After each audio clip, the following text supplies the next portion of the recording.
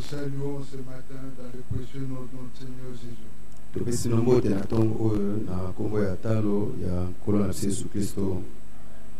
Dieu nous a fait grâce et il a conduit nos pas jusqu'en celui pour que nous venions l'adorer, pour que nous venions croire sa parole et recevoir ses instructions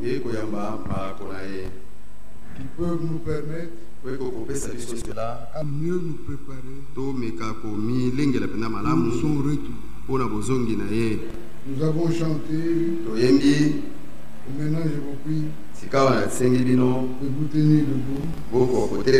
Nous allons lire l'Écriture dans Romains au chapitre 8. Nous commençons à partir du verset 28.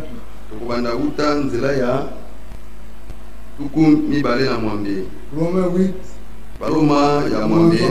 Verset 20.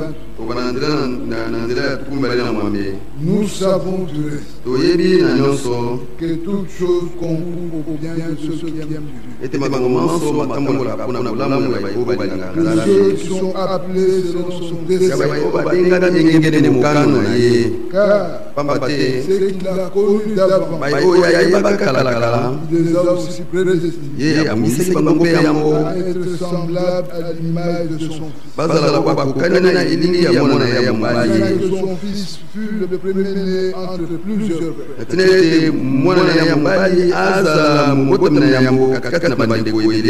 ceux qu'il a prédestinés, il les a aussi appelés. Et ceux qu'il a appelés, il les a aussi justifiés. Et ceux qu'il a justifiés, il les a aussi glorifiés. Que dirons-nous donc à l'égard de ces choses? Si Dieu est pour nous, qui sera contre nous? Lui qui n'a point épargné son propre fils, et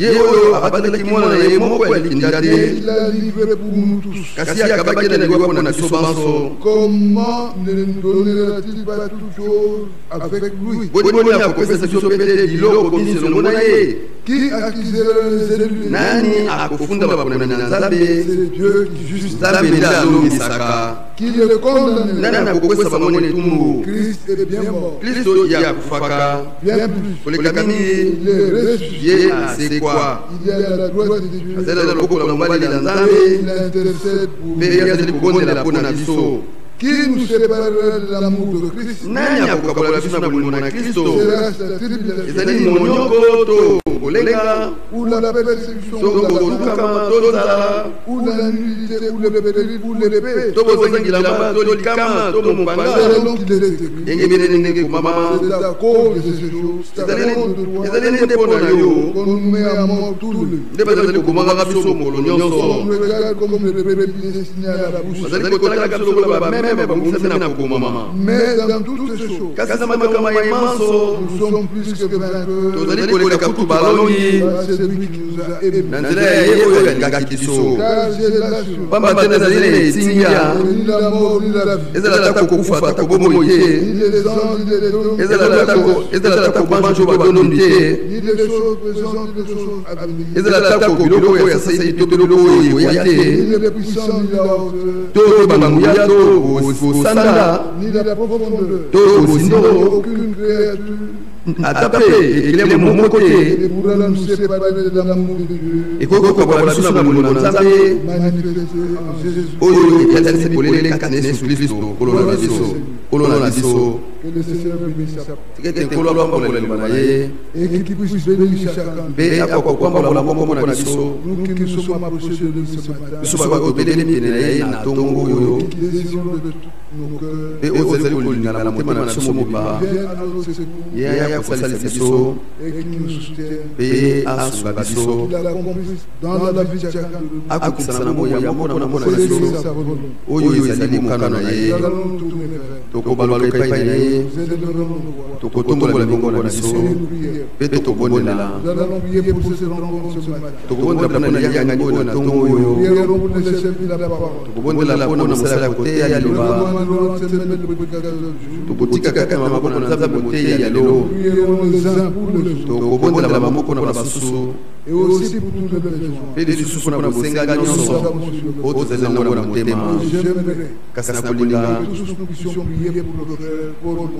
ete biso tokobondela mpona ndeko mobali Paul Mwambaye basango oyo ekomi epai na biso ezali mpena malamu mpenza te ezali kosenga ete babondela ye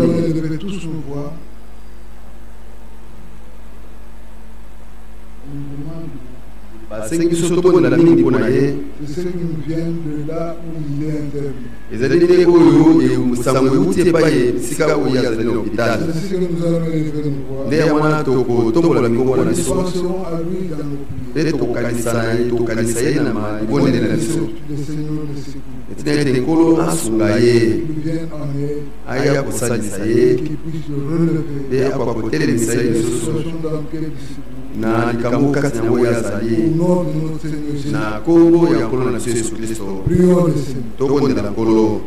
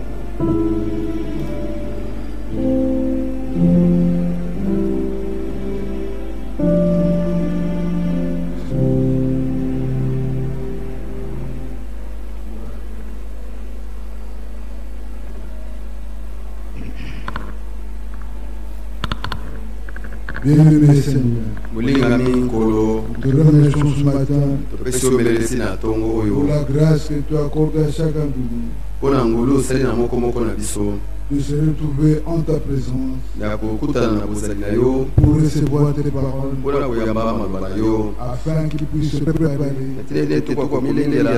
pour ton second retour, pour ton retour proche. Bien-aimé Seigneur, nous sommes venus Et nous avons en nous le besoin de recueillir les paroles. Nous avons le cœur assoiffé. Nous avons le cœur avide. Que tu viennes le remplir. Que tu donnes à ce cœur la grâce de pouvoir boire tes paroles. Afin que l'action puissante des esprits puisse s'accomplir dans chacun de nous. Viens nous en aider au secours. Car toi seul est le peu. Ainsi, nous recommandons tous à ta miséricorde. Nous te prions, Seigneur, que tu donnes à chacun de nous la grâce de pouvoir plier sa volonté. Et devant chacune de tes paroles qui sont claires de ta bouche. Bénis le prédicateur du jour. Mets tes paroles dans sa bouche. Et utilise-les pour ta gloire. Instruis-les, Seigneur. Relève-les dans la révélation. Afin qu'ils fassent la joie de ton peuple. Toi qui avais dit que j'engraisserai l'âme du sacrificateur. Et mon peuple se réjouira de mes succulents. C'est à toi que nous recommandons. Et nous croyons que ce que toi seul promets, tu es celui qui le réalise. Bien-aimé Seigneur, nous t'avons aussi recommandé notre frère Paul, qui souffre et qui a besoin de ton intervention. Nous nous souvenons d'une chose, que toutes nos souffrances, toutes nos douleurs, toutes nos maladies ont été emportées par lui et cloué à la croix du Calvaire. Là où il s'est crié que tout est accompli. Seigneur, nous croyons que par tes maîtres nous avons été guéris. Ainsi nous prions et nous proclamons que notre frère est guéri par ta puissance. Merci de le confirmer. Nous apprendrons de nouvelles que notre frère a été rétabli et qui s'est tenu debout pour la gloire du nom de Jésus. Merci Père Céleste. Comment se termine avec nous cette réunion? Dans le puissant précieux de notre Seigneur Jésus.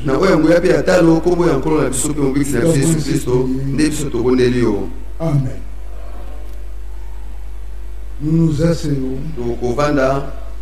Et ce matin, nous allons écouter la parole par le frère Justin. Un étranger parmi nous.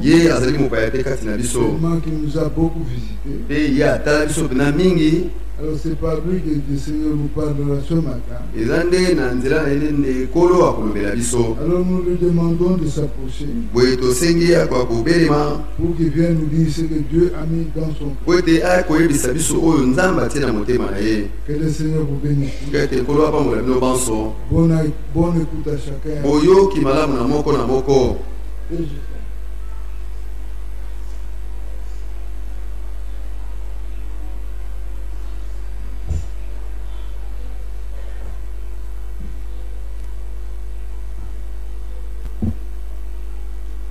Que Dieu vous bénisse. Zambé apambola bino.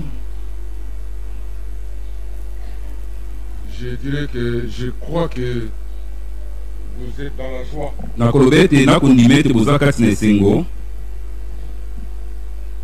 Étant chrétien, kozalaka ba Kristo, tout ce qui nous arrive, nyonso oyo kokomela biso, comme le frère a dit tantôt, ndenge ndeko te kotanga na mingi te, tout concourt au bien de ceux qui aiment Dieu. nyonso ekosala mpona bolamu eba oyo balingi Nzambe. Amen. Amen. Tout concourt, nyonso ekosala, que ce soit la mort, ezala kufa, que ce soit la maladie, ezala maladie, que ce soit la fête, ezala ata feti tout concourt. nyonso ekosala. Mais est-il que nous sommes en pleine fête? Kasi ete ata kobongo toza na kati na feti, Que ce soit la mort, ezala liwa, que ce soit la joie, ezala esengo, que ce soit la maladie, ezala maladi, ça nous arrive en pleine fête. ekutaka biso na kati na feti. Amen. Amen. Je crois que vous comprenez. Na banze ete bokososola. Mais il y a, avant de commencer la prédication, Kasi liboso na bandali te ya, je voulais vous lire une petite parole de, comment on dit, de consolation. nalingai natangela bino mwa liloba moko ya libondi. Ça, dans le livre de 1 Samuel, Na kati na mokanda liboso ya Samuel, pardon, 2 Samuel, mokanda mibale bolingisa, écoutez, dans le livre de 2 Samuel, boyoka na kati na mokanda mibale ya Samuel, 2 Samuel 12. mokapo ya zomi na mibale. Ici, là, Awa on nous parle de David. bakolobela biso na ntina na David, Son enfant est malade. mwana na ye akobela. Dieu même a dit cet enfant va mourir. Nzambe ekuti moko alobaki ete mwana oyo akokufa, Et Dieu mpe Nzambe a fait tomber cet enfant dans la maladie. nde akotisaki mwana oyo na kati na Et la maladi. Bible dit, Mpe Biblia ekoloba, attends, on va prendre ça directement. bozela tozwa yango mbala moko. Il est dit,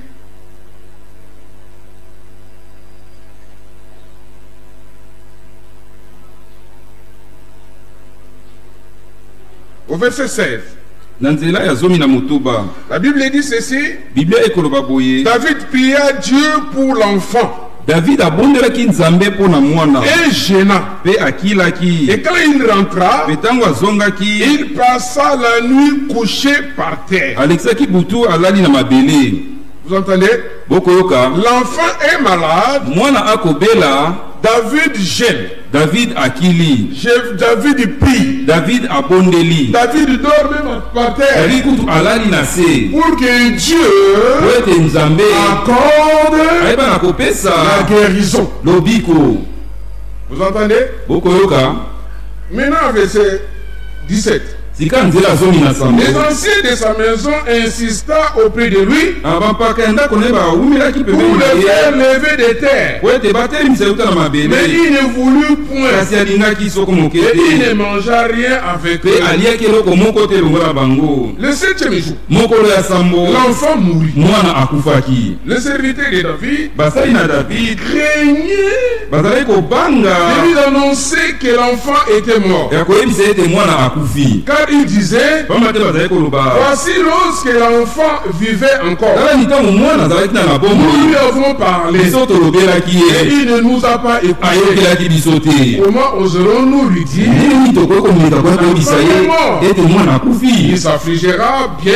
Akoloka su pasi makasi koleka. David aperçut que ses serviteurs parlaient tout bas. Nde na boye David amonaki ete basele bazalaki koloba sese bango na bango, Et il comprit que l'enfant était mort. pe asosolaki ete mwana akufaki. Il dit à ses serviteurs, Pe alobi na basali na ye, l'enfant est-il mort? boni mwana akufi? Et il répondit, Pe bayanolaki ye, il est mort. akufi. Alors, Nde na bongo David s'éleva de terre. David atelemaki uta na Il mabele, s'éleva, asukolaki, soignit, nde amipakolaki mafuta, il échangea des vêtements. pe abongolaki bilamba kolata, Puis il alla dans la maison de pe l'Éternel akendaki kati na ndako na et se nkolo, prosternant. pe agumbamaki. De retour chez lui, Ntango azongi epai na ye, il demanda qu'on lui servit à manger et il mangea. asengaki bapesa biloko ya kolia pe aliaki. Ce serviteur lui dit, Nde basali na ye bayebisi que ye, signifie ce que tu fais? eli koloba nini likambo okosala? Tandis que l'enfant vivait, Ntango mwana azalaki na bomoi, tu gênais. ozali kokila, ozali Et kolela, maintenant, pe sikawa l'enfant est mort. mwana akufi, Tu te yo lèves otelemi et tu montes. pe okomi kolia. Il répondit, Ayanoli, lorsque l'enfant vivait, ntango mwana azalaki na bomoi nanu, j'ai gêné nazali kokila et je pe pleurais. nazali kolela, Car je disais, pamba te nazali koloba, qui sait si l'Éternel n'aurait pas pitié de moi, ndenge yango yebi te soki kola koyi koyokela ngai mawa, et si l'enfant ne vivra pas, pe soki mwana kotika na bomoi, maintenant qu'il est mort, sika asili kokufa, pourquoi gêner? nakokila su mpo na nini? Puis-je le faire revenir? Boni naza makoki kozongisa ye.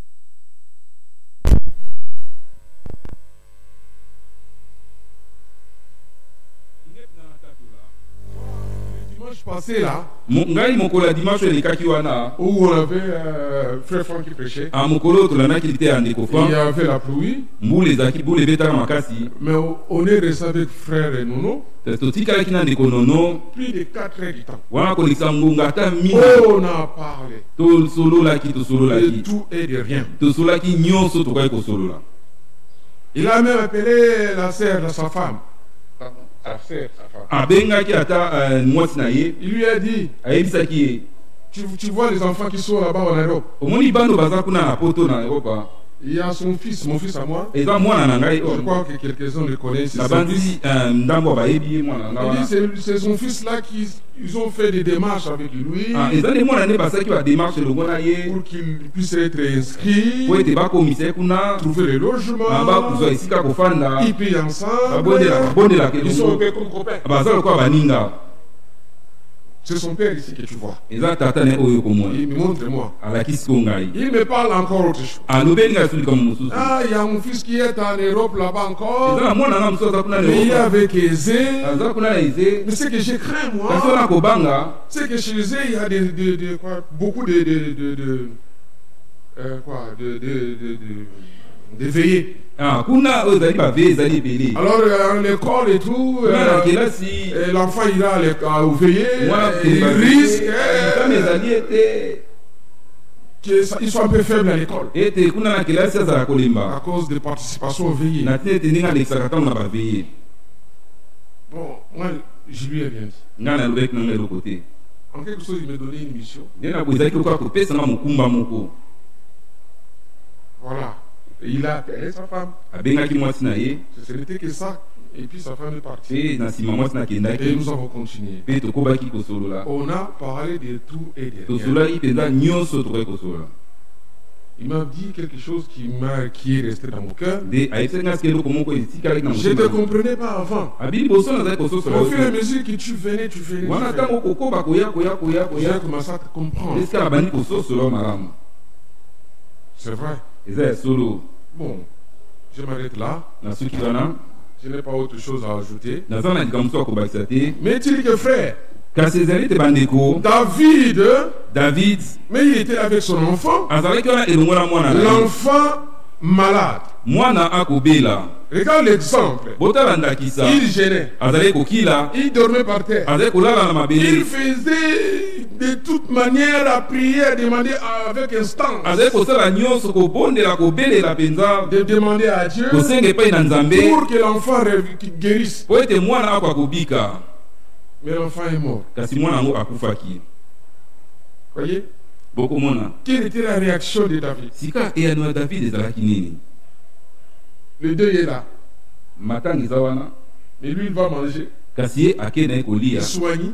apakoli mafuta Il se revêtit. alati bilamba Ceux qui étaient tout autour de lui, oyo bazalaki nzingazinga na ye mais ils ne comprennent pas. bazali kososola te Mais comment ça? oyo lisusu nini Vous voyez, nous humainement parlant, bokomona biso na lolenga bomoto boye lorsque la personne est malade, ntango moto akobela on ne fait pas cas de lui. wana tokipaka Il y ye a des te fois,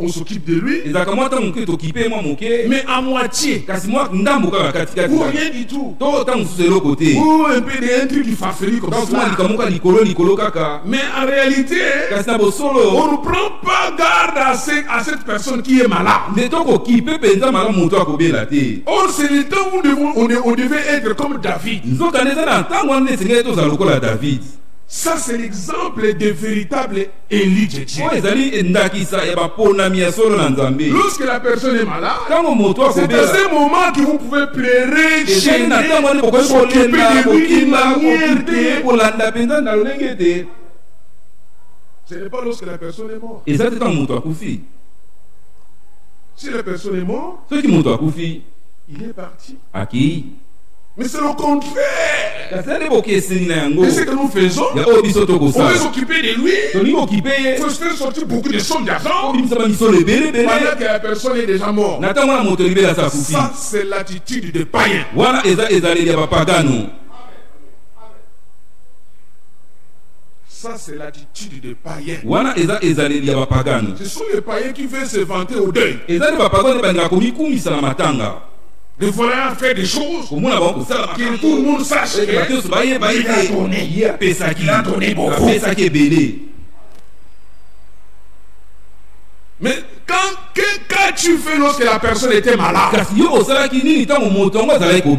moi j'aimerais faire quelque chose lorsque la personne est malade, même dans son lit, son dernier rêve, son dernier coucher, qu'il pense à moi. Tel frère m'a fait ça. Que Dieu lui bénisse. Amen. Amen. Mais lorsqu'il est mort, tu feras quoi? Tu fais tout. Tu veux faire c'est pas quoi. Tu veux plaire à fond. Mais après, David dit, là où il est parti, moi je le suivrai. Ce n'est pas lui qui viendra. Amen. Amen. Frères et sœurs, nous adressons les élus de Dieu. Si tu n'es pas élu de Dieu, tu ne me comprendras pas. Humainement parlant, mais celui-ci n'a même pas le cœur. Quelqu'un est mort. Il dit, mais on ne peut même pas prier, on va regarder comme ça. Mais ce n'est pas moi qui l'ai dit. David nous a donné l'exemple. Que Dieu vous bénisse. Ce n'était pas ça la prédication. Mais c'est ma participation à ceux qui sont blessés pour les consoler. D'ailleurs, nous tous ici nous sommes blessés. Mais prenez cette consolation, frère. L'attitude de David. Frère Nono ne reviendra plus. C'est nous qui les suivrons. Arrêtez-vous là. Continuez. Que Dieu vous bénisse. Alors maintenant nous prenons notre livre le livre des livres. Écoutez ce que le frère a dit. Bon, je vais toucher un peu. C'est Romains 8. Je prends verset 28 comme il a commencé. Nous savons du reste que toute chose concourt au bien de ceux qui aiment Dieu. Et ceux qui sont appelés seront son dessein. Car ce qu'il a connu d'abord, il les a aussi prédestinés à être semblables à l'image de son fils, en fait que son fils fut premier-né entre plusieurs frères. Et ce qu'il a prédestiné, il les a aussi appelés. Et ce qu'il a appelé, il les a aussi justifiés. Et ce qu'il a justifié, il les a aussi glorifiés. Que dirons-nous donc à l'égard de ces choses? Si Dieu est pour nous, qui sera contre nous? Lui qui n'a pas épargné son fils, mais qui l'a livré pour nous tous. Comment ne nous donnera-t-il pas aussi toutes choses avec lui?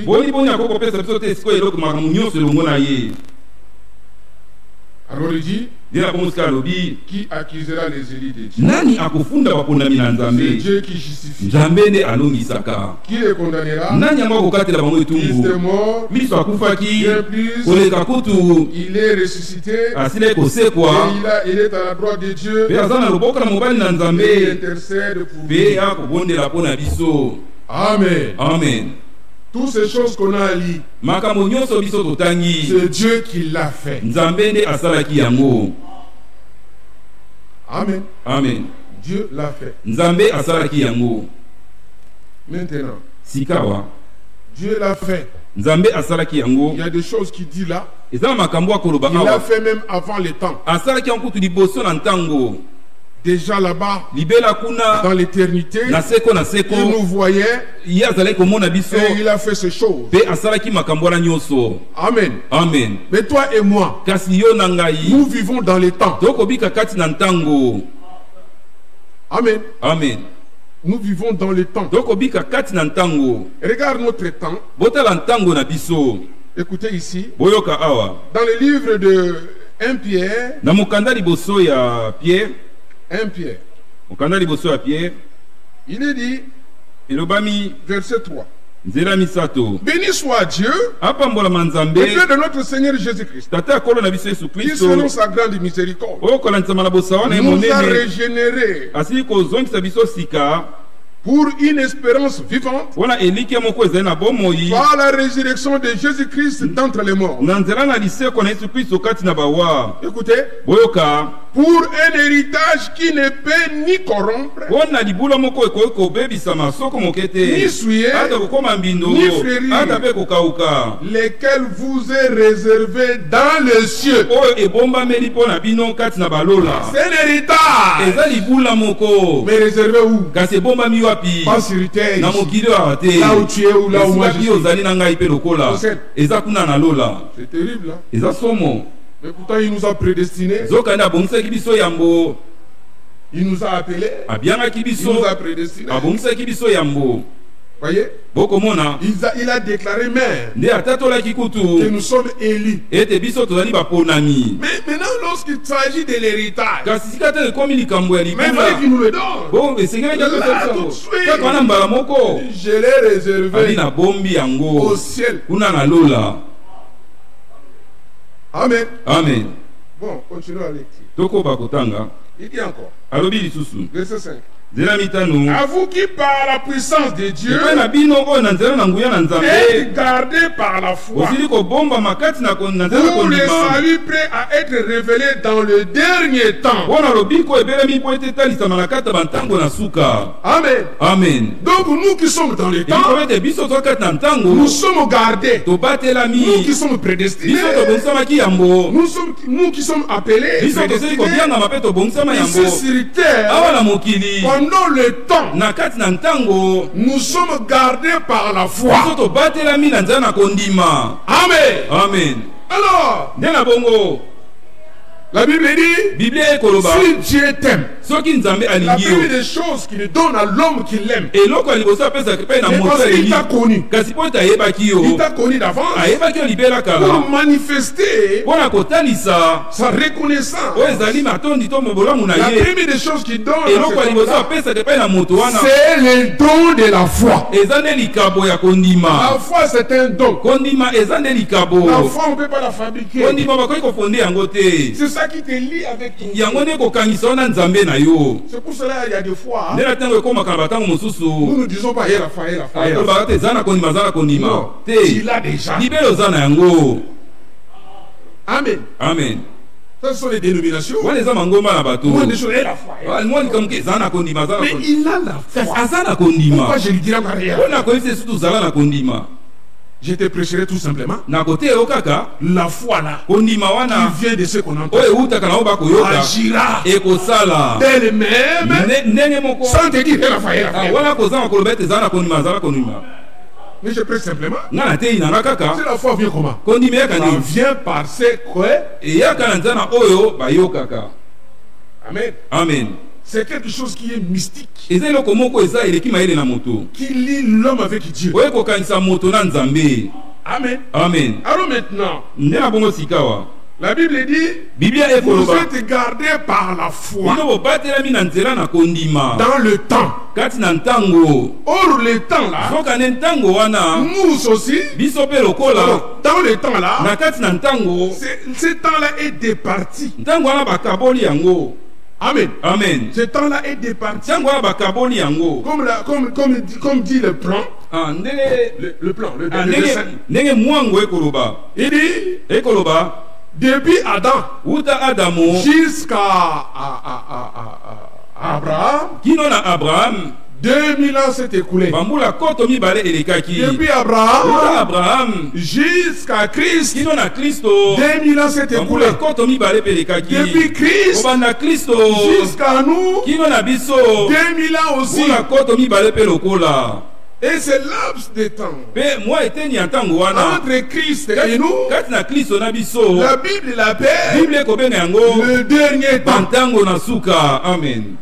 Amen. Amen. Le dernier temps. Bantango na suka. Le dernier temps a commencé Bantango na suka ebandaki depuis Christ uta Kristo jusqu'à nous. kino na biso. Or, le dernier temps Zokane bantango na a suka aussi son commencement. ezape na ebandeli na yango. Le début du commencement. Ebandeli ya ebandeli Du temps de la fin. ya ntango na suka. Amen. Amen. Or que c'est dans le temps de la fin, Zokane eza na kati ya non bantango pas na tout suka. simplement le début du commencement, Eza kati na ebandeli ya mais a aussi le temps de la fin de la fin. ezape na ntango na Le suka dernier temps de na la suka. fin de la fin. Oyo ezali suka ya ntango na basuka.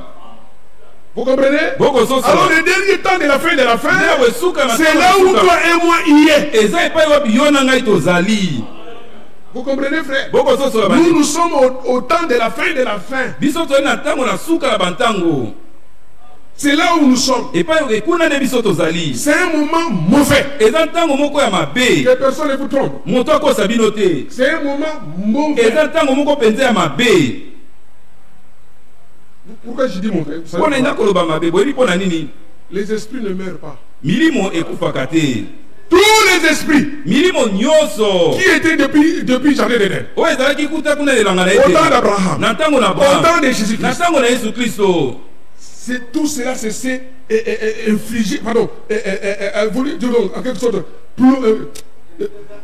déversé, Ah, n'est-ce milimo pas? na nyonso esili kokota to esili Dans kosopana notre temps. na kati na ntango na biso. Frère, Bandeko les épreuves que nous devons vivre, les épreuves de notre foi, oyo ezali mimekano ya kondima na biso est plus colossal eza monene koleka que nos frères qui étaient en Éphèse. ya bandeko na biso bazalaki na Efeso. Vous comprenez, frère? Bokososola bandeko Alors, nde na bongo ces derniers temps ici, bantango na suka oyo awa la Bible dit, biblia ekoloba comme nous avons lu, ndenge totangaki. attends, je vais relire encore quelque bozela chose. nazongela kotanga so eloko moko Il est dit ici, elobami awa 1 Pierre 1, mokanda liboso ya Pierre mokapo na verset liboso 3. nzela ya misato Il dit, béni soit Dieu le Père apambolama nzambe tata de notre Seigneur tata Jésus-Christ, ya kolo na biso yesu kristo qui selon sa grande miséricorde oyo kolanzama na bosango na ye monene nous a régénérés. asili kozongisa biso sika. Amen. Amen. Il nous a régénérés. asili kozongisa biso sika En nous donnant la foi, na kopesaka biso dans la kondima foi, kati na ça kondima va pousser à être né de nouveau. ekotindika biso tobotama mbala na sika. Non. Bon, oui. Ça nous a poussé d'être nés de nouveau. yango etindiki biso Ça nous a fait naître de nouveau. ebotisi biso mbala na sika. Vous voyez? bokomona La Bible dit, biblia ekoloba Dieu a tant aimé le monde. nzambe alingaki mokili mingi Il ne s'est pas arrêté à aimer seulement. asukaki kaka te na kolinga. La suite d'aimer, c'était quoi? oyo eyaki nsima na kolinga ezalaki nini? Il a donné. nde apesaki. Notre Dieu parle nzambe na biso alobaka et notre Dieu agit. mpe nzambe na biso mpe asalaka. Amen. Amen. Regarde maintenant ce comportement de notre Dieu. botala sika ezaleli ya nzambe na biso Il parle akoloba et agit. mpe akosala. Or toi, zokande yo lorsque comme Dieu pour Dieu qui te montre qui t'aimait, po ete nzambe alakisa yo ete ye alingaki yo il t'a donné la foi. apesi yo kondima. Et dans la foi mpe là, na kati na kondima wana qu'est-ce qu'il a fait encore? eloko nini asali lisusu? Il t'a fait miséricorde. asali yo bosawa Toujours pour te montrer qu'il t'aime. kaka po ete alakisa yo ete ye alingaka yo. La Bible dit, biblia ekoloba hein, il t'a donné la connaissance. apesi yo mpe boyebi.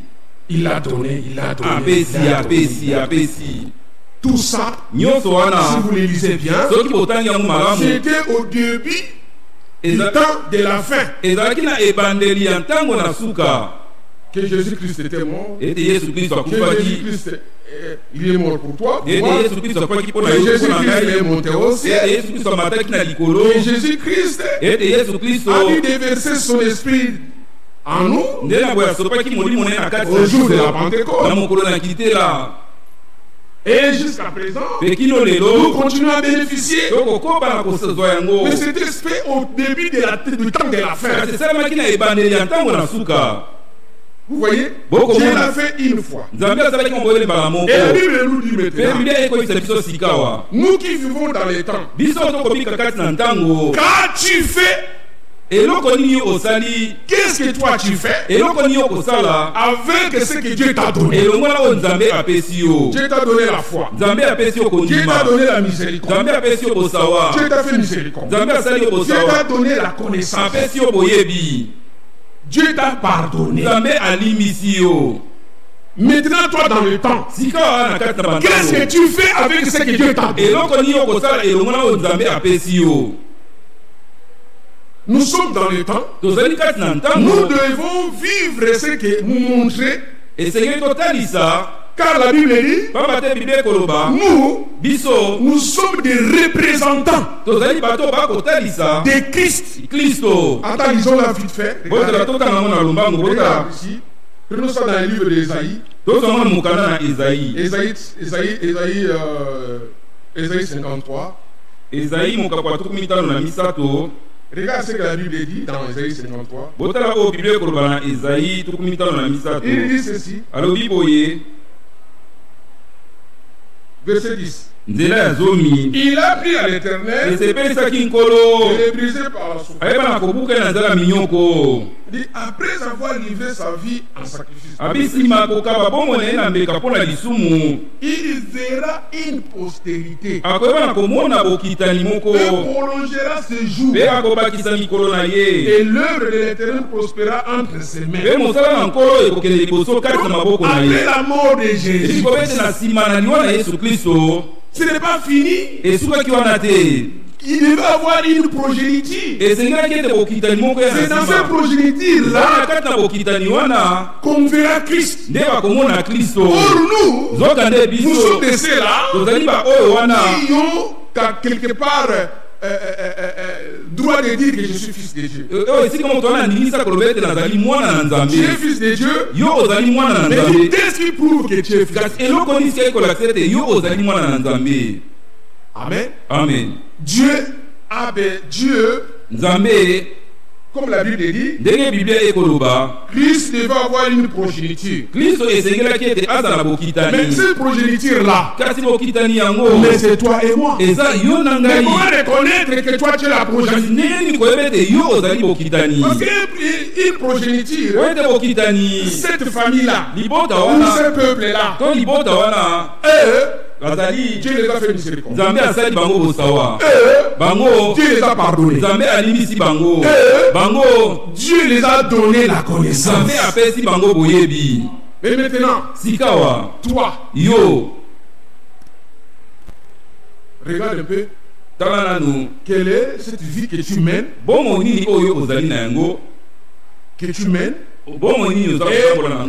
Disant par rapport à cette vie que je suis fils de Dieu et je suis la progéniture de Dieu. Est-il réellement ce représentant?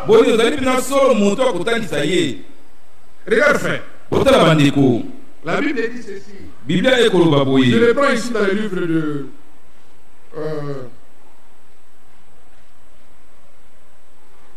d'Osée. Osée 4. La Bible dit ceci. Écoutez la parole de l'Éternel, enfants d'Israël.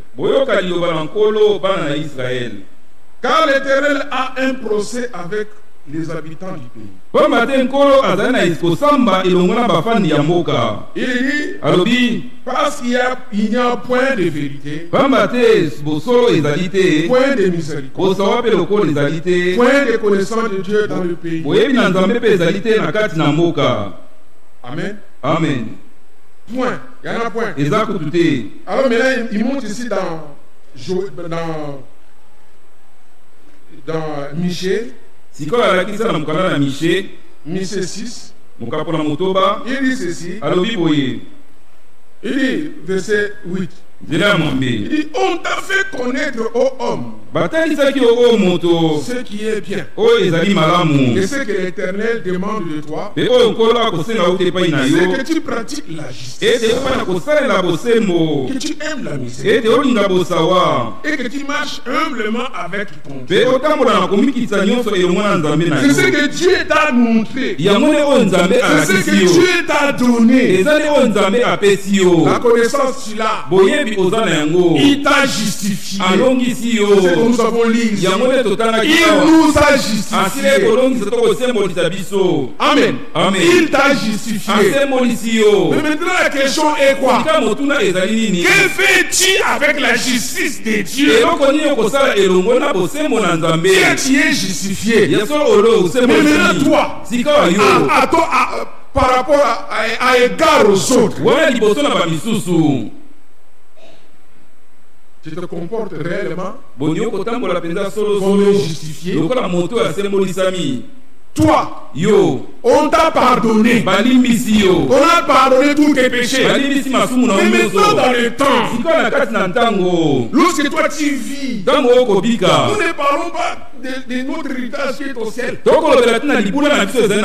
Mais toi, on t'a formé. Toi, tu as la capacité. Toi, on t'a donné l'amour. Toi, on t'a accordé le pardon.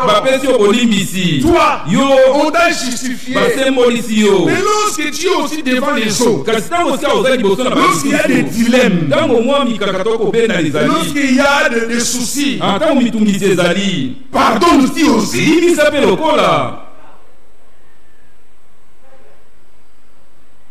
Tu es pardonné, non? Qu'est-ce que tu fais avec ton pardon? Tu te réjouis toujours, je suis pardonné. Frère, écoute-moi. Pourquoi vous dormez? La prédication ne tient pas.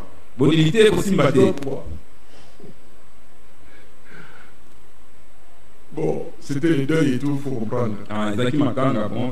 Ça recommence. Nous nous mettons encore dans le champ. Malgré qu'il y avait un coup dur, mais ce sont des épreuves. Réveille celui qui est à côté de vous. Celui qui dort là, réveille là. Alors frère, si vous attendez que je vous dirai Dieu Dieu nous a fait grâce, grâce nous ira. Non. Aujourd'hui, ce n'est plus le cas. Nous devons vivre la réalité. Notre Dieu est le Dieu de la réalité. Vous attendez? Ne me dis pas que tu m'aimes, mais tu ne me donnes pas. Dieu a tant aimé le monde. C'est quoi? Il a donné. Notre Dieu est le Dieu de la réalité. Si tu es fils de Dieu, si tu es chrétien, tu aimeras ensuite aimer acte. Non. Tu m'aimes, tu fais l'acte. Montre que tu m'aimes par des actes. On a c'est trop, et je t'aime. Pas des actes à la suite. Moindre problème, moindre différent. Depuis 10 ans, tu es toujours en haine. Tu es l'aine à toi. Contre moi.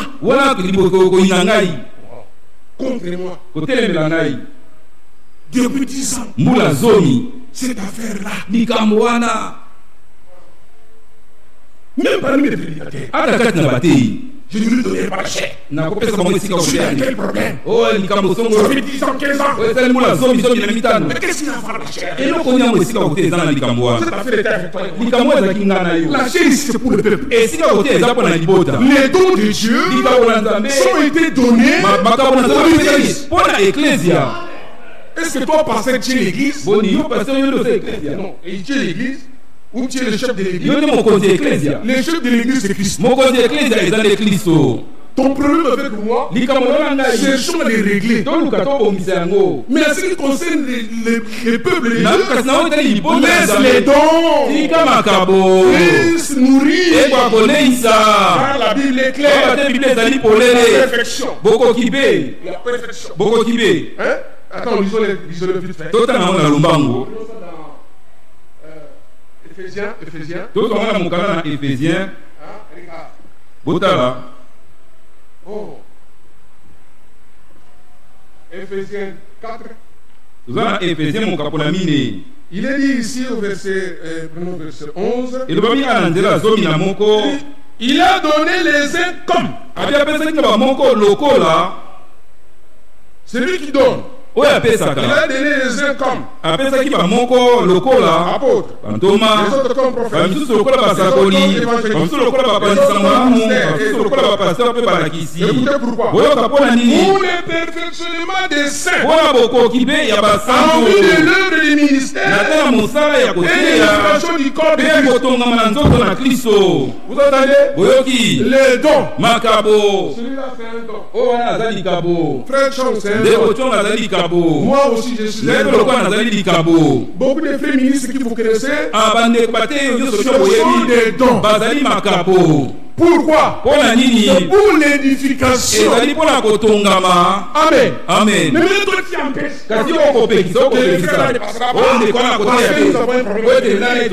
Tu es là dans ça. Frère, vas-y regardez bien. Le premier jour que tu avais eu contact avec Dieu, le premier jour que Dieu t'a pardonné, revenez à ça pour redémarrer. Beaucoup ne savent pas qu'ils ont laissé cet esprit de Diotrephe. Vous connaissez Diotrephe? Oui, Diotrephe. Il empêche. Il ne prêche pas. Animé par l'esprit de Diotrephe. Mais si vous rentrez dans la chose, il ne sait pas que c'est aujourd'hui que tu dois m'aimer. Amen. Amen. Aujourd'hui, si tu ne m'aimes pas, tu iras m'aimer au ciel. Aujourd'hui, si tu ne me pardonnes pas, tu iras me pardonner au ciel. Aujourd'hui, si tu ne me fais pas miséricorde, tu iras me faire miséricorde au ciel.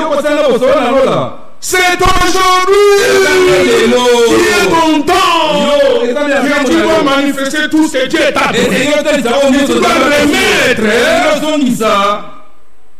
à ceux-là qui sont l'image de Dieu. Ce que Dieu t'a donné. Le pardon, ce n'est pas à toi. Le pardon appartient à Dieu. Le pardon que Dieu t'a donné aux autres, tu ne le vois pas. Tu vois ton prochain. Mais c'est tout justement. Écoutez, et là, comme ça, dans le livre de Matthieu. Écoutez, Matthieu 25. Matthieu 25. Dans Matthieu 25, il est dit, verset 31. Il dit, lorsque le Fils de l'homme viendra, dans sa gloire, avec tous les anges, il s'assera sur le trône et sa gloire. Toutes les nations seront ensemble devant lui. Il séparera les uns d'avec les autres, comme les bergers séparent les brebis d'avec les autres. Et il mettra les brebis à sa droite. Alors le roi dira, venez-vous qui êtes bénis de mon Père, venez possession du royaume qui vous a été préparé dès la fondation du monde. Écoutez pourquoi. Boyoka sia pona nini? Car j'ai eu faim. Bamba tenga na yoka Et vous m'avez donné à manger. J'ai eu soif. Et vous m'avez donné à boire. J'étais étranger. Et vous m'avez recueilli. J'étais nu. Et vous m'avez vêtu. J'étais malade. Et vous m'avez visité. J'étais en prison. Et vous êtes venu vers moi. Le juste lui répond. Seigneur, quand avons-nous vu? Avons fait. Et avons-nous donné à manger? Ou avoir soif? Et avons-nous donné à boire? Quand avons-nous vu étranger? Et avons-nous recueilli? Ou avons-nous vêtu? Quand avons-nous vu malade? Ou en prison? Sommes-nous allés vers toi? Le roi leur répond. Je vous l'ai dit en vérité. Toutes les fois que vous avez fait ces choses à l'un de ces petits de mes frères, c'est à moi que vous les avez fait. Amen. Amen. Vous cherchez Dieu. C'est vanter de Dieu. Le semblable, tu ne le vois pas. Tu ne l'aides pas. Il est malade. Pas de visite. Il a faim. Pas de, tu manifestes même pas de partager. Il est nu. Tu avec beaucoup de robes. Donne aussi à ta femme. Et tu comptes avant de venir à l'église. Des robes de je vais porter quoi aujourd'hui? Tu as même des difficultés. Il y en a. Mais entre-temps, il y a une série qui est dehors là. Sa jupe est devenue vieille. Tu sais, par le fil avec moindre faut pas. Et toi tu viens dans ta garde. Et puis tu dis à la serre. L'église est arrivée. Il est en retard. Allons-y. Toi bien habillé. Et là elle regarde comment. Tu ne vois pas ça. Tu ne vois pas ça. Vous savez quoi? Tu es frappé par le temps. L'esprit de l'air. L'Odyssée. Il ne voit pas. Aveugle. C'est toi qui es nu. Il est habillé là. Mais tu es nu. L'Odyssée. L'esprit de l'air. Beaucoup de nos frères. Beaucoup. Leurs yeux sont aveugles. Ils se plaisent qu'à eux-mêmes. Dieu m'a fait grâce. J'ai ça. Mais pourquoi pas tu partages? Tout le monde. Même dans les choses spirituelles, il est lui-même là. Le nom de la grâce dans la bouche. Non, la grâce là que tu prends sans action, c'est une disgrâce. Graciste. Moi. Début du matin au soir. Et si vous venez ici, ils veulent qu'on les prêche des choses qui fait bien là dans le corps. Dieu vous a béni.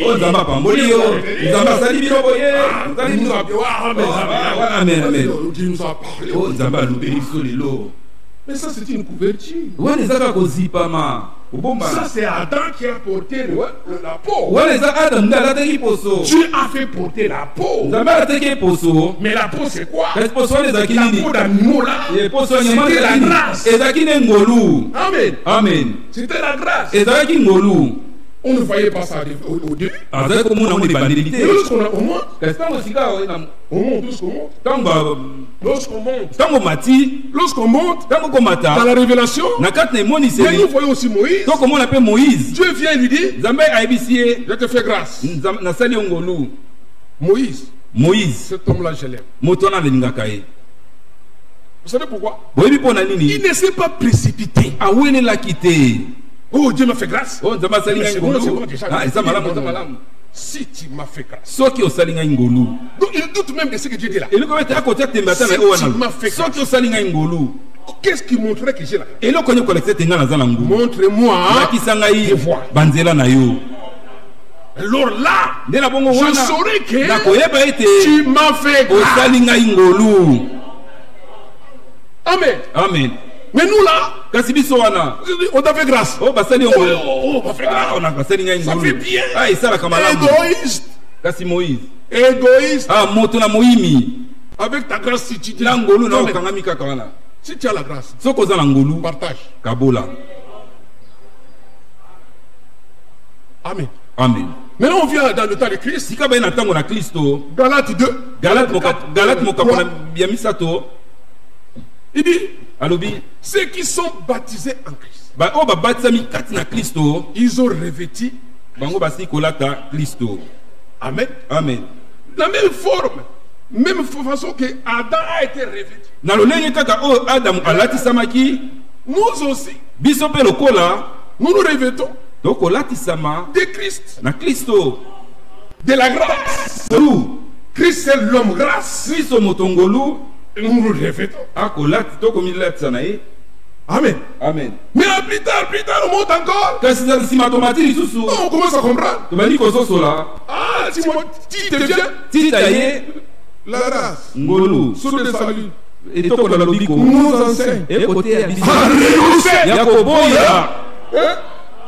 Mais ça veut dire quoi? Donc j'ai quelque chose à faire. Vous avez trouvé grâce. Vous avez quelque chose à faire. Amen. Amen. La grâce ne veut pas dire que ça va vous faire devenir oisif. Non. Avant la grâce, oui, il y a quelque chose. Et nous enseigne. Tu te promènes avec un enseignant.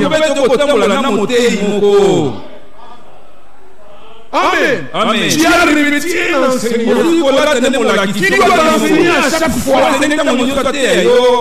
Amen. Amen. Frère, l'enseignement ce n'est pas seulement ici. Il faut que partout tu es. Dans la ville, dans la maison, au travail, partout. Que la grâce t'enseigne. Amen. Amen. Qu'est-ce qui prouve que tu as la grâce?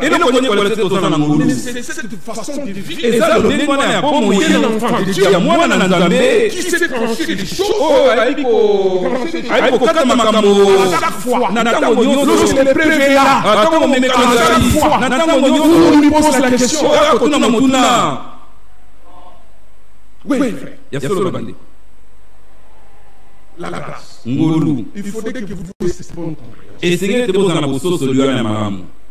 Il faudrait que vous ayez cette bonne compréhension. Nous sommes nés dans les péchés, aussi dans l'iniquité. Même si tu as revêtu la grâce, là-dedans, Christ dit, ce qui tue l'homme, ce n'est pas ce qui entre dans l'homme. C'est ce qui sort. Mais lorsque tu as là, habillé de la grâce, là-dedans, il y a ces choses que tu es né avec. L'adultère, l'impudicité, le vol, tout ça, ça est là-dedans. Alors il faudrait que la grâce t'enseigne. Les choses là qui sont les œuvres de la chair se manifesteront. La grâce te dira, tu as vu ce que tu as fait là? Non, c'est pas digne. C'est pas digne de l'enfant. Alors maintenant la Bible dit, écoutez ceci. ça ici dans Matthieu. Na mukana na Jean. Jean 17. Mukana na Jean mukapa zomi na sambo. Jean 17. Na Jean mukapa zomi na sambo. Il est dit ceci. Et le bani boye. Écoutez. Boyoka. C'est un livre que nous lisons chaque jour. Et dans mukana moko totaka mikolo nyonso. Jean 17 verset 17. Ah, nzela ya zomi na sambo. Il dit sanctifiez par ta vérité. Ali bulisa bango na nzela bosolo na La yo. parole est la vérité. Lilo banonde zali bosolo. Maintenant écoutez le verset 17. Sika boyoka nzela zomi na mwambe. Où tu m'as envoyé Nengo si kotina ngai dans le monde, na kati na je mokili. les ai aussi envoyés. Ngai pe lokola na tindi bango na kati na mokili. Écoute maintenant. Yoka sika wa. Et je me suis sanctifié moi-même pour eux. Pe na si komi bulisa ngai moko pona bango. Écoutez. Boyoka. Afin que eux aussi Na tete bango pe soient lokola. sanctifiés par la Bulisa vérité. na nzela bosolo. Amen. Amen. Écoutez frère. Boyoka bandeko. Avant que nous soyons sanctifiés Liboso te biso to kwa par kobulisama. cette parole que nous écoutons. Na nzana liloba oyo tokoyoka. Car lorsqu'on vous êtes là, Pama te ndenge bino bozali cette wana. parole qui sort ici Liloba oyo kobima awa. vous sanctifie. Ekobulisa bino. Amen. Amen. Mais avant que cela devienne une réalité, Kasi liboso te yango ekoma bosolo. lui-même s'est sanctifié pour nous. Ye moko libela amibulisaki mpo na biso. Amen. Amen. Il s'est sanctifié Amibulisaki. pour que lorsque nous écouterons, Po ete ntango biso tokoyoka. que cette sanctification Ete kobulisama qui wana. sort de la vérité Oyo ekobima kuta na bosolo. devienne une réalité. Ekoma pe solo elongo na biso. Mais frère, sœur, Kasi bandeko mibali pe basi. Ça, Oyo. c'est lui qui l'a fait. Ye nde asali yango. Amen. Amen. Mais il est là. Kasi azali wana. Il est là en esprit. Azali wana kati na Mais en mungu. réalité, nous savons Kasi na bosolo qu'il toyebi. est à la droite du Père, Ete aza na loboko na mobali na tata. intercédant pour les Wana saints. kobondelaka mpo na basantu. Alors maintenant, Nde na bongo sikawa. toi étant représentant, Yo wana lokola moto akotalisa Sur ye cette terre. na kati na mokili oyo. voilà Tala quelque chose comme une clé. eloko moko lokola fungola moko. Toi aussi, à ton tour, Yo pe lokola na ngala na yo. tu dois te sanctifier pour tes frères. Esengeli omibulisa mpo na bandeko na yo. Tu dois te sanctifier pour ton ennemi. Esengeli omibulisa mpo na monguna na yo. Toi aussi, Yo pe lokola. tu dois te sanctifier. Esengeli omibulisa. Je ne sais pas si vous Na comprenez. ete soki bokososola. La sanctification, ce n'est pas seulement ce que Jésus-Christ a fait. Kobulisama ezali kaka te oyo Yesu Kristo asalaki. Nous aussi, dans notre temps où nous Biso sommes pe sur lokola terre, kaka na ntango na biso oyo. nous devons nous sanctifier pour les autres. Esengeli tomibulisa mpe mpo na bamisusu. Si vous voulez encore quelque chose qui peut vous faire comprendre ça, soki boliso eloko moko kokososolisa bino sumo c'est moke. comme que Eza lokola un frère est malade. ndeko moko akobela. Alors moi je gêne Nde na ngai na kili pour lui. mpo na ye. Tu te sanctifies. Okomibulisa Lui-même, il y a des fois, il ne sait pas. ye mokutu ayebi te. Mais tu te sanctifies. Kasi okomibulisa mpo na ye. Ça, c'est le rôle d'un élu. Wana eza mosala moponami na Nzambe. Souffrir pour l'autre. Konyokama mpo na mosusu. Comme Jésus-Christ a souffert. Ndenge Yesu Kristo anyokamaki mpo na biso. Qu'est-ce qui montre que tu es un enfant de Dieu? eloko nini ekolakisa ete yo Qu'est-ce ozali qui mwana na montre que tu Nzambe. es un chrétien? eloko nini ekolakisa ete yo oza mokristo. Écoutez encore. yoka lisusu. On va lire quelque chose vite fait. tokotana eloko moko na lombango. Regarde. Botala. Prenons ça dans les livres de.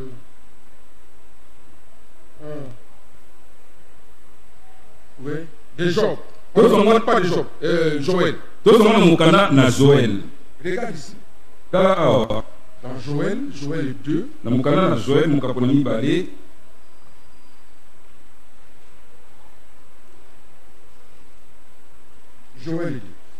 Joël mokapona mibale. Vous le savez déjà. boyebi yango libela. Selon le plan de Dieu. kolakisama na mwango na Nzambe. Ça c'est Joël 1, je ne le lis pas. oyo ezali Joël mokapona liboso na kotana yango te. Il est dit. elobami C'est quand il s'est lâché. oyo Joël katikaki gaza maseleko oyo gaza matikaki. Donc l'arbre de Dieu. de la bonzete na Nzambe Pendant ces derniers jours. wana na kata bamikolo nyonso ya A suka été détruit par ces insectes. yango ebebisamaki na nzala pa banyama oyo mike. Amen. Amen. Mais Dieu dit ceci. kasi Nzambe alobi Dans boye Joël 2. na Joël mokapona mibale Verset 13 et 21. zela tuku mibale na moko Non, 23. Il dit, et vous, enfants de Dieu,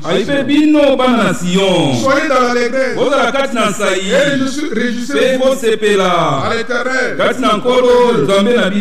il vous donnera la pluie à son temps, il vous enverra la pluie de la première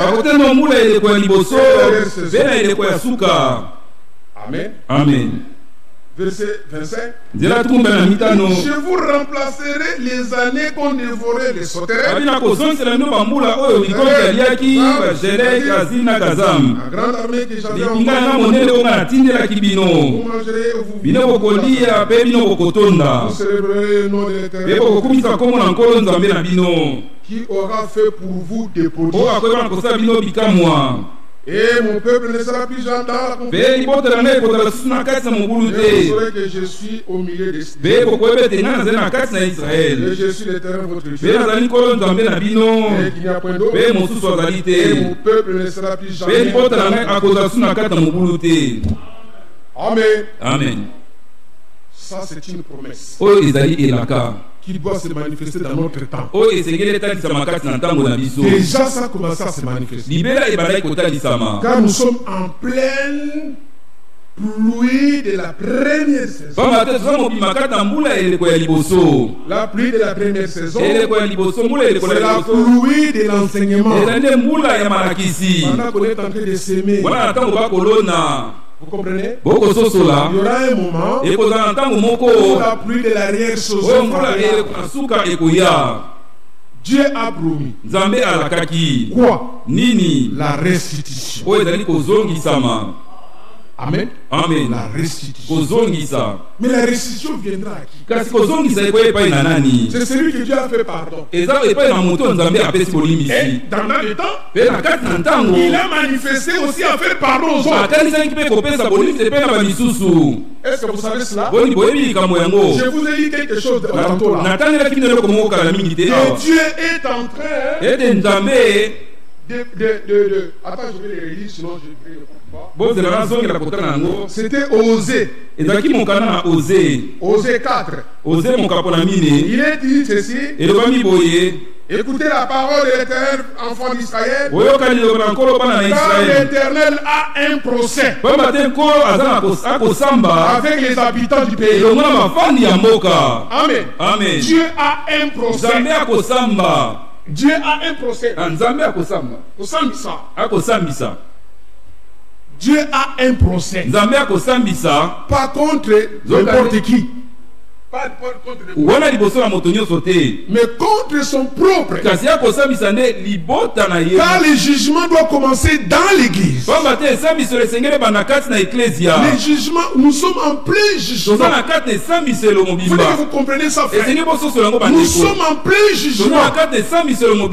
L'élu de Dieu mélangé avec les appelés. Car là où nous sommes, l'église de Dieu partout dans le monde entier. Parmi eux, il y a les appelés, il y a aussi des élus. Il faut dire que vous comprenez ce profondeur-là. Il y a ce jugement.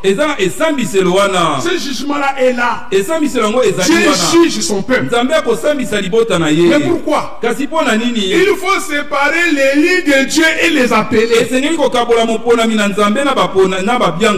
Amen. Amen. Il doit les séparer. Mais c'est aujourd'hui. Frère, c'est aujourd'hui que le jugement de Dieu est dans l'église. Amen. Regarde, vite fait. Si vous prenez Apocalypse 12, il est dit ceci. Il y avait cette femme-là qui était enceinte, qui devait mettre au monde, mais il rôdait tout autour d'elle.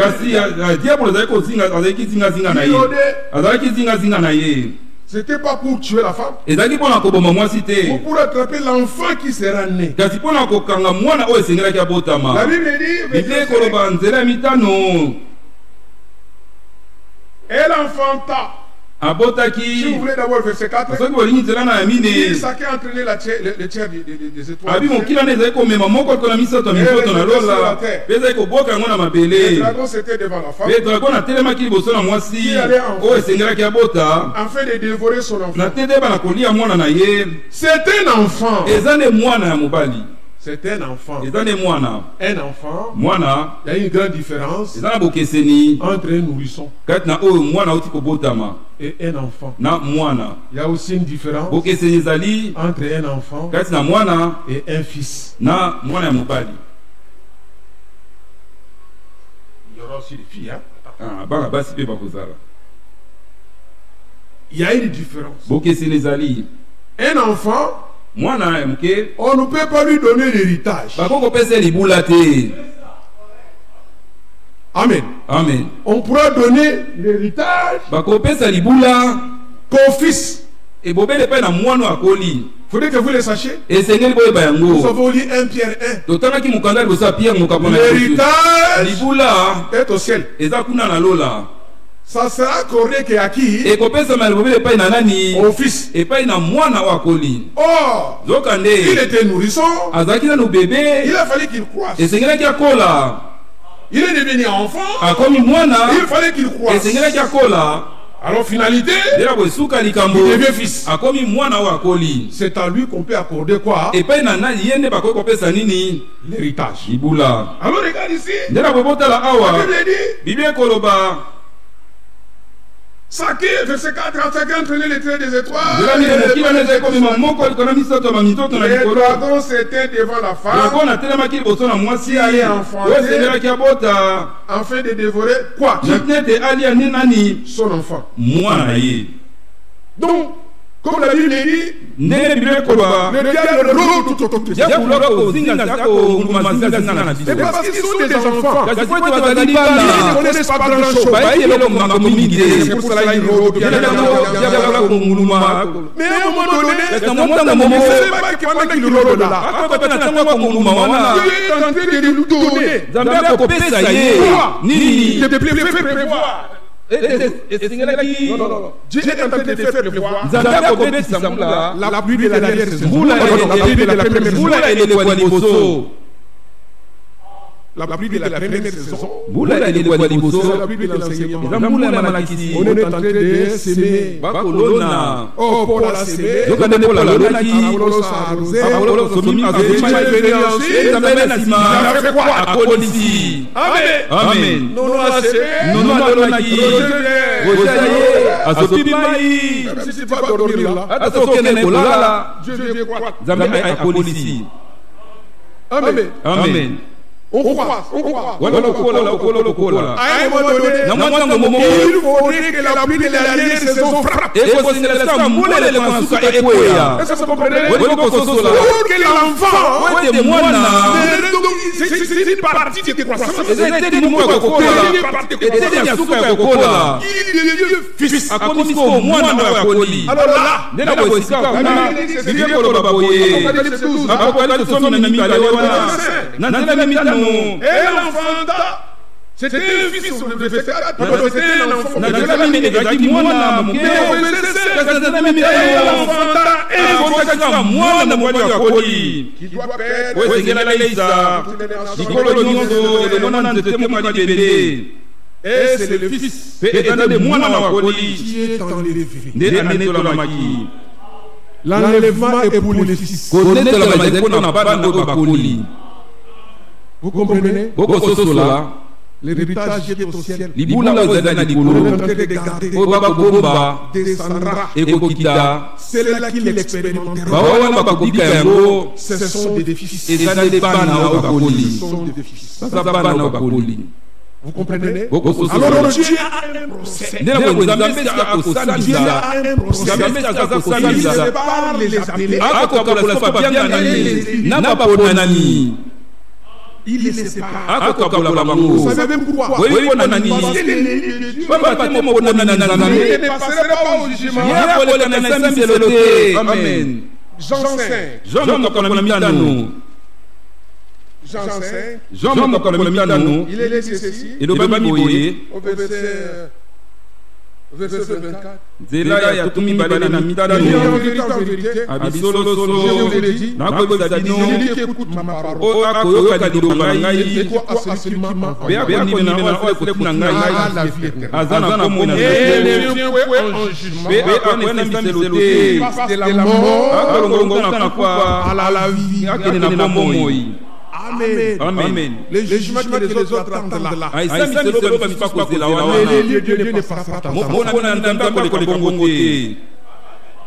vous comprenez? Il ne passera pas. Il ne vivra pas les jours de l'éternel. Les jours qu'il va vivre, c'est les jours de Christ. Est-ce que vous comprenez?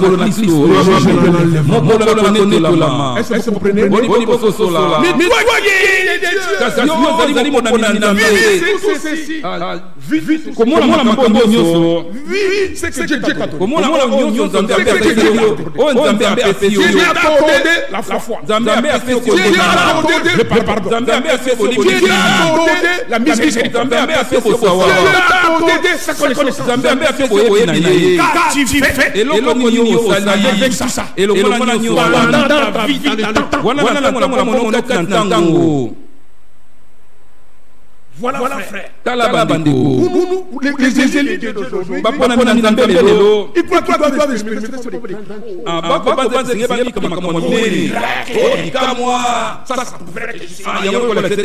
Non, c'est dans les petites choses que vous négligez là.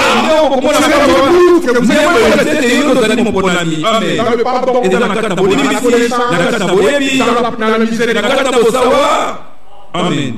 L'eau, c'est maintenant qu'il est présent, qu'il est manifeste.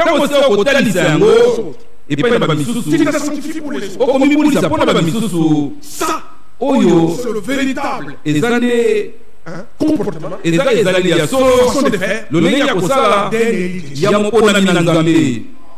Toi-même, comment tu vois lorsque tu te trouves devant quelqu'un qui souffre? Déjà en toi là tu sens aussi de chagrin, tu es mal à toi-même. On dit que c'est toi qui souffres.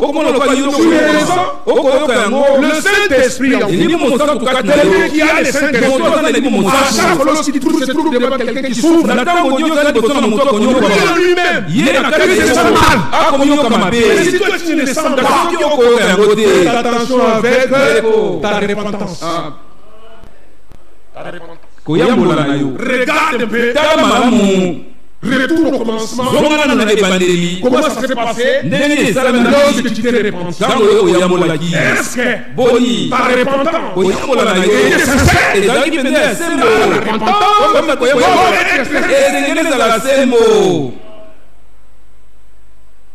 Bon, je crois que je dois terminer.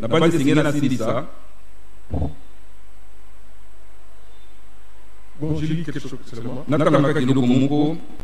Regarde, frère. Ici, là, dans le livre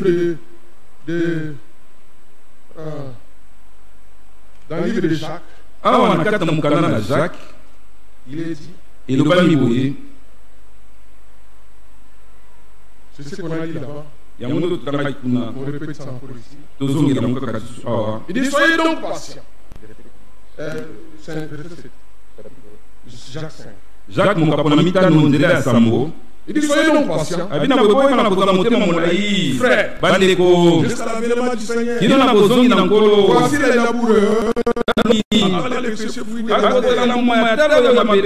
patience à son niveau.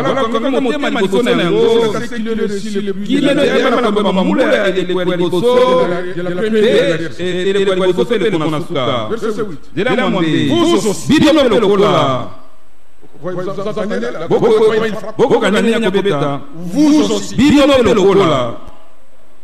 soyez patients. Bénissez vos cœurs. Pourquoi? L'avènement du Seigneur est proche. Amen. Soyez patients.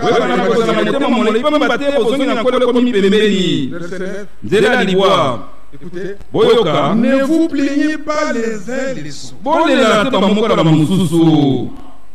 Dans des plaintes,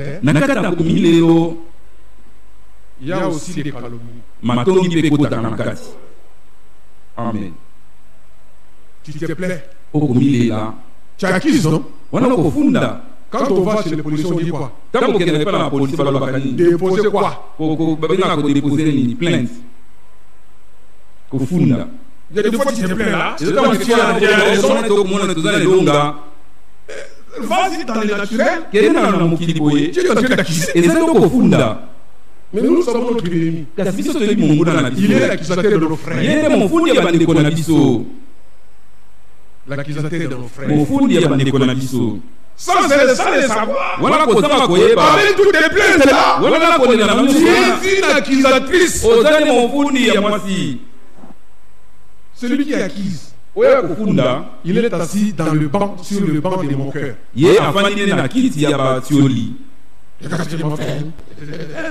Tu sais moi déjà lui. Voilà dit le Kotulaye. On a dit l'éclair. Zokane Bible ça pour est-ce que vous pouvez pas traiter? Est-ce que vous pouvez vous pardonner? Tu peux pas déjà pardonner? On est allé se plaindre. N'est-ce que le comité là? Déjà toi-même. Libéla yomo sois juge de toi-même. Zala mosambis na yomoko. Tu te juges. Au commissaire. Voilà, tu te juges. Au commissaire yomoko. Tu fais tu poses le comment on dit pas de tabernacle, c'est le juge, c'est quoi? Non, l'air table là qu'on appelle. Bon, hein? C'est à l'égard là. Donc tu crées, toi-même, Yomoko, tu te fais juge. Maintenant, si moi j'étais à sa place, jamais les gens disent ça. On m'a injurié. Toi, yo, mets pas à sa place. Si c'était moi aussi à piétiner. Vous comprenez? Parce que vous savez, oui. C'est lorsque quelqu'un est en épreuve, Tango quelqu'un est en épreuve, vous saurez sa nature. Moi, je ne comprenais pas ça en fait. Mais j'étais dans un métro comme ça. On est des gens. Alors maintenant, vous avez un blanc là. Il me faisait des choses bien. Ce blanc ici, vraiment, qui s'est en lui. Ça n'a même pas fait 10 minutes. Que le métro s'est arrêté et que quelqu'un qui courait, il entre dans le métro, il est piétine. Alors, le monsieur que j'estimais, il n'a pas supporté. Il regarde pétasse. Affilié.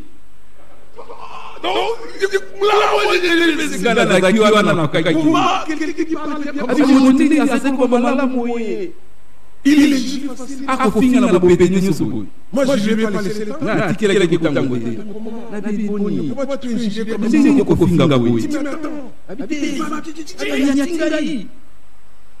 Alors, j'ai compris, c'est dans l'épreuve qu'on sait.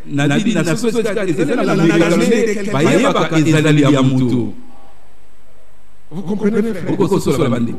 Alors, ici, dans le livre déjà, je voulais terminer là. Il dit ceci. Donc, au Léger de verset 9, ne vous plaignez pas les hommes, afin que vous ne soyez pas jugés. Amen. Que vous ne soyez pas jugés. Voici les juges.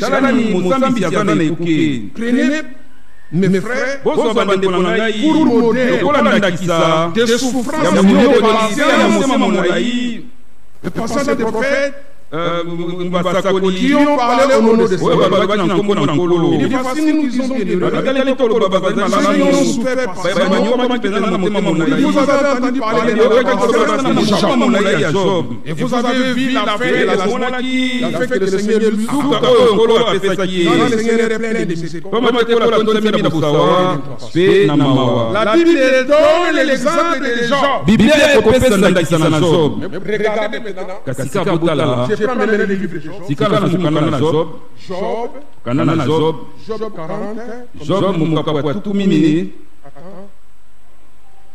Regarde Cet homme Job botala na moto oyo Job a souffert. anyokwamaki On peut dire gratuitement. toko babanda na ofele boye Et tous ceux qui sont venus pour le consoler, pe bato nyonso baki mpona kobondisa ye ils étaient comme des consolateurs fâcheux. bazalaki lokola babondisi moko ya mabe Et à la fin, pe na suka Dieu lui dit, nzambe alobi na ye malgré qu'ils t'ont dit des choses, ata balobi makambo nyonso wana regarde le comportement des gens. otala sika ezali ya Vous Job comprenez? po ete bososola eloko moko ezazali na motu ya makasi La Bible dit, biblia ekoloba Job 42. Job makapatu minene na mibale Job répondit à l'Éternel, abi Job ayandoli epai na nkolo alobi boye je reconnais que tu peux tout nandimi ete okoki nyonso et que rien s'oppose à tes pensées. eloko moko te kotelemela makanisi na Quel yo est celui qui a la folie d'obscurcir mes desseins? nani yango aza na bolema mpenza ya kokomisa moyindo bamongo na yo Oui, ya solo ngai nalobaki sans les comprendre. wana nakosola makambo wana Des te merveilles qui me dépassent et que je ne conçois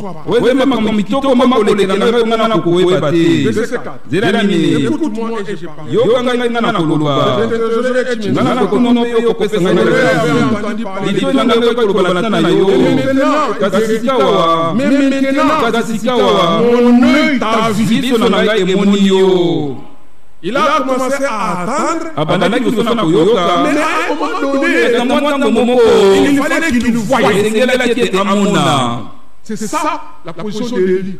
yango wana etelemelo ya monani Là, tu écoutes. wana oyoka Mais à un moment donné, kasi na mwa ntango il moko faut que tu vois. esengelaki ete Tu ne omona peux pas rester toujours à entendre. okokotikala kaka koyoka Il faut que tu vois. esengeli esika omona Tu verras kasi Jésus. ndenge nini yo okomona na nzambe Regarde.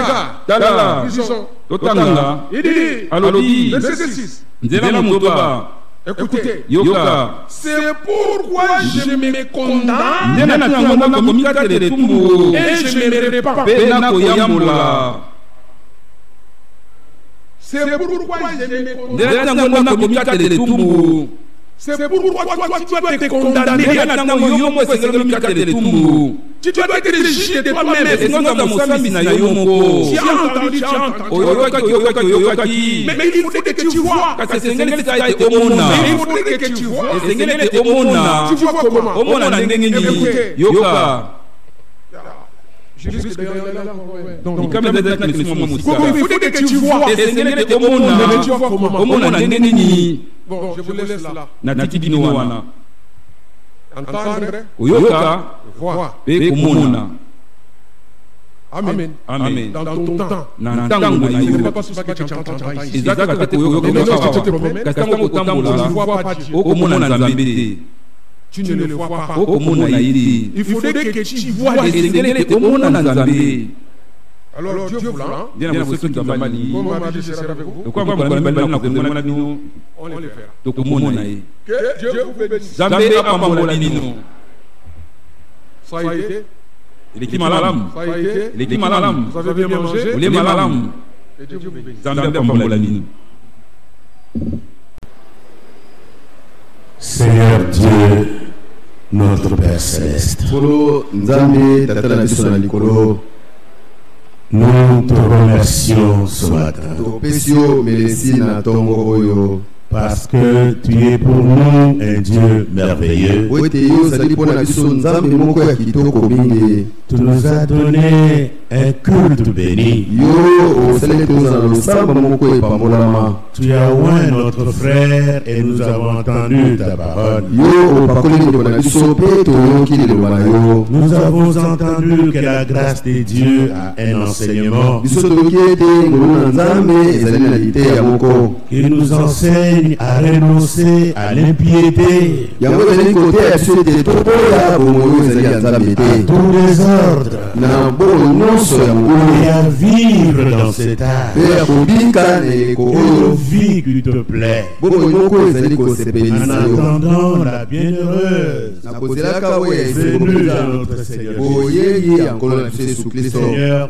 bénis cette assemblée. Kolo pambola lisanga oyo. Bénis les frères. Pambola bande komibali. Bénis les sœurs. Pambola bande kobasi. Bénis les enfants. Pambola bana. Console toute l'église. Bonisa lisanga mobimba. Et que la grâce de Dieu soit multipliée. Ete ngolu na nzambe efulo kamela biso. Seigneur, nous voulons que ton Saint-Esprit soit à l'œuvre.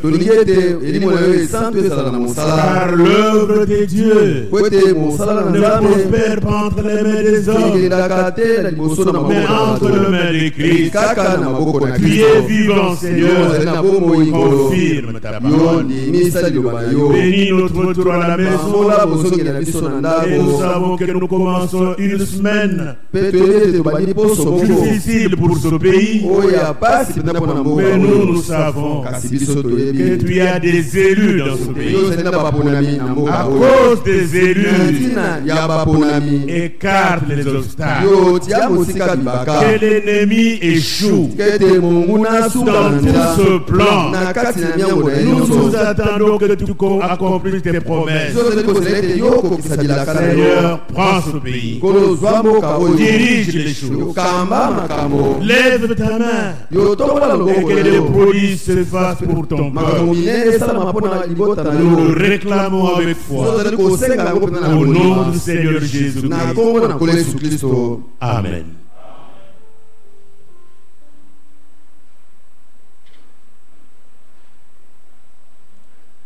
Je vous salue au nom du Seigneur Jésus-Christ. Je vous apporte les salutations de nos frères et sœurs du Congo-Brazzaville. Ils ont été touchés comme moi. Ils ont été aussi éprouvés comme moi. Parce que à Brazzaville, ils ont connu notre frère Nono. Il leur a prêché la parole. Et vraiment, ils étaient comme moi, comme vous, touchés par la disparition de notre frère. Mais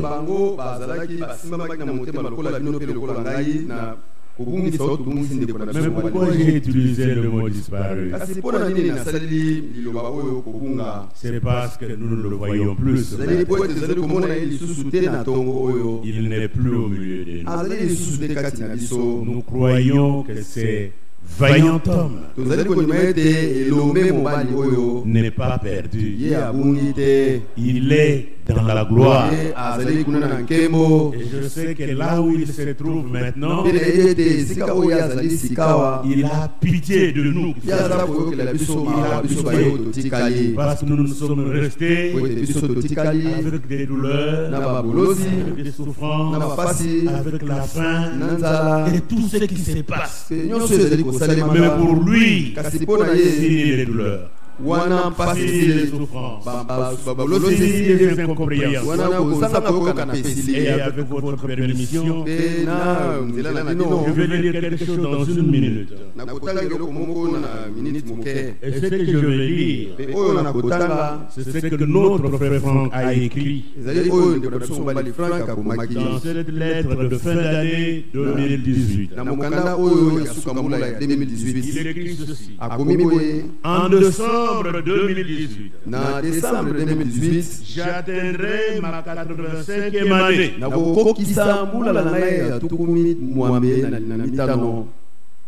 Le 24, il aura 85 ans. Il dit: le temps pour les voyages mensuels va lentement vers sa fin. Tout a diminué. La marche a diminué. La vue a diminué. Lui a diminué. La parole qui est gravée dans mon cœur demeure. Pourquoi je dis ça? Moi je crois que selon Matthieu 24, 45, quand le Seigneur viendra, il trouvera ses serviteurs faisant ainsi. Le temps du ministère du frère Branham est terminé. Maintenant, le ministère de frère Franck touche à sa fin. Qu'est-ce qui reste? La restauration. Parce que la restauration précède le retour de Dieu. Mes frères bien-aimés, ne pleurons plus pour frère nous, pleurons pour nous. Il faut que chaque jour je sois prêt. Je ne sais pas quand est-ce que cette promesse va s'accomplir. Nous allons bientôt entrer dans évitons des distractions. Arrêtons avec des discussions inutiles. Le pasteur est parti. Dieu suscitera encore un autre homme. Il sera avec vous et il vous conduira jusqu'à ce que nous entrerons dans la gloire de Dieu. Je vous aime, mes frères. Comme nous avons entendu la prédication, celui qui aime donne. Donc je vous aime. Je veux vous donner que Dieu vous bénisse.